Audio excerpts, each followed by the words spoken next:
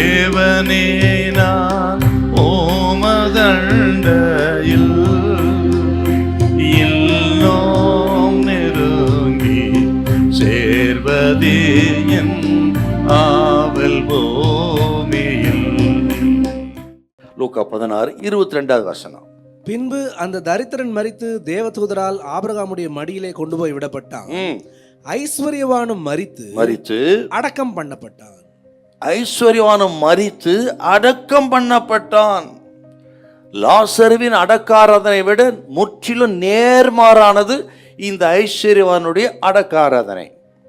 இப்போ இந்த ஐஸ்வர்யனுடைய அடக்காராதனை பார்த்தீங்கன்னா வெகு விமரிசையா நடந்திருக்கும்.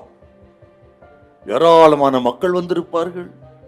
வரிசையாய் மலர் செண்டு கொண்டு வந்து வைத்திருப்பார்கள், மலர் வளையம் வைத்திருப்பார்கள், அவரை குறித்து புகழ்ந்து பாடியிருப்பார்கள்.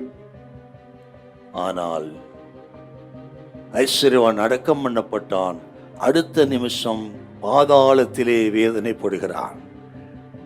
அடக்காராதனை எப்படி இருக்கு முக்கியம் இல்லைங்க, வாழ்கிற வாழ்க்கை எப்படி, அதுதான் ரொம்ப முக்கியம். எங்க வேணாலும் அடக்கம் பண்ணலாம். எப்படி மரிக்கிறார் என்பது முக்கியம் அல்ல, அவர்கள் எப்படி வாழ்ந்தார் என்பதாக முக்கியம். நமது சரீரம் ஆவி ஆத்மா சரீரம். மனுஷன் முக்கூறானவன்.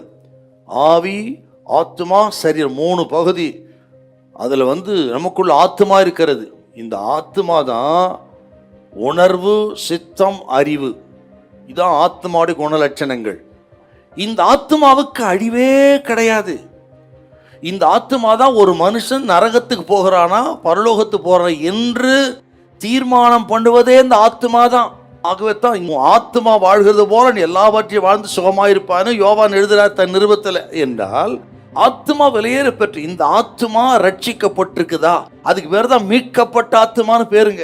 பாவத்திலிருந்து, அக்கிரமத்திலிருந்து, அநியாயத்திலிருந்து, சாபத்திலிருந்து இயேசு கிறிஸ்துவின் ரத்தத்தினால் மீட்கப்பட்ட ஒரு ஆத்மாவுக்கு பேர் தான் மீட்கப்பட்ட ஆத்மா.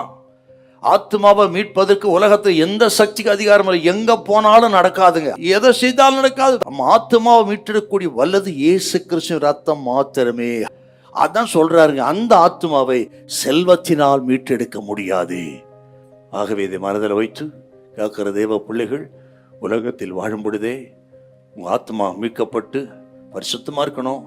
ஒழுங்கா ஆலயத்துக்கு போய் ஜெபம் பண்ணி வேதத்தை தியானம் பண்ணி பரிசுத்தம் வாழுங்க. இந்த உலகத்தை வாழும்போதெல்லாம் நல்ல சோத்தை கொடுத்து நீடி ஆயுள் கொடுப்பாரு. பயப்படாதீங்க. ஹல்லேலூயா, ஹல்லேலூயா.